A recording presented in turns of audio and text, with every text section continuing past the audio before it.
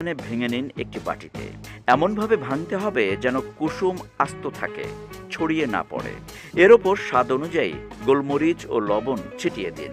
এবার একটি পাত্রে ভিনেগার দিয়ে অল্প পানি ফুটিয়ে তার মধ্যে সাবধানে ছেড়ে দিন এই ভাঙা ডিম। পোচ তৈরি হয়ে গেলে ঝাঁঝর দিয়ে পানি ঝরিয়ে তুলে নিন। এমন পোচে তেল লাগে না বলে ডিমের সবটুকু পুষ্টিগুণ অটুট থাকে। Half boil. ডিমের বাইরের সাদা অংশ সুসিদ্ধ হলেও ভেতরের কুসুম আধা সিদ্ধ।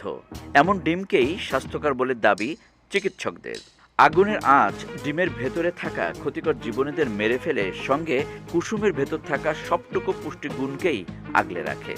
ফুটন্ত নুন জলে মিনিট 5 সেদ্ধ করলেই এমন হাফ বয়েল ডিম মিলবে সহজেই। Full boil. একটি গোটা সেদ্ধ ডিম থেকে